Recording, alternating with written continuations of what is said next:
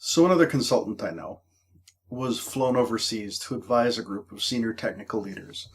He spent close to a month with them, day in, day out, trying to help them understand the problem they were in and what steps looked like to get out of it.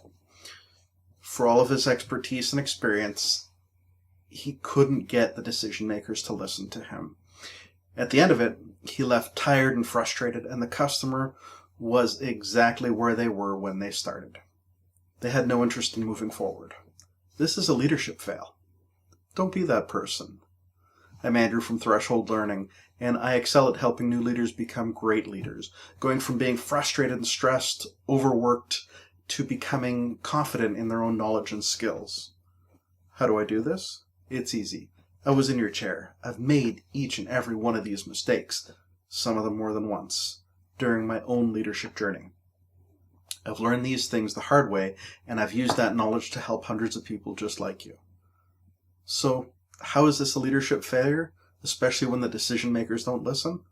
Well, at the end of the day, my colleague took on a role in order to lead a particular change. That didn't happen, and he didn't use the full range of skills and tools at his disposal to accomplish that change. By having him come out, spend time, and provide feedback, the client could turn to their senior managers and show them, hey, we did our due diligence. It's flimsy, but for most people, that's enough CYA to deflect the blame. Now, to be clear, this client's project isn't going to fall apart immediately. That's the good news.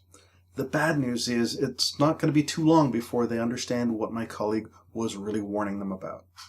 So here's how to fix the problem in 3 steps. Step 1 is understand the business objectives, the what they want to accomplish, not what they want to do. Step 2 is to establish and leverage your credibility. And step 3 is to call for backup. Step 1, understand the business objectives, stated and unstated. To do this, start with the big picture. Understand what they're trying to accomplish. It's easy to go with the flow and listen to them talk about what they want to do instead of what they want to accomplish first. But if you do that, you paint yourself into a corner. You get labeled as an implementation person, a doer, instead of a planner and a leader. And that hurts your credibility, and it puts you in a box that's hard to get out of. So step 2 is establish and leverage your credibility. Read the room, read the stakeholders, do your pre-work and your homework, leverage your network, understand who you're talking to and what matters to them.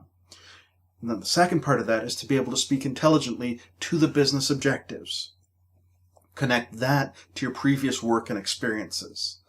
And behind the scenes, be clear about what you know. Stand your ground. If you know something, if you've experienced something, if you know something either works or doesn't work, be able to articulate where that happens and how that applies to the situation you're in. And the third step, and this is what my colleague didn't do, was call for backup.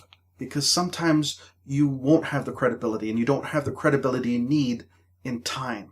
It happens. So what do? You find someone who has the credibility and enlist their help. Sometimes you need somebody with the credibility you're lacking to endorse you. Basically, they're lending you their credibility. So to learn more about getting your leadership voice heard, check out our blog. The link is in the description below. I'd love to hear your stories and your feedback, so leave comments and we follow up. We read every comment. So good luck, and thanks for working to get good decisions made wherever you are.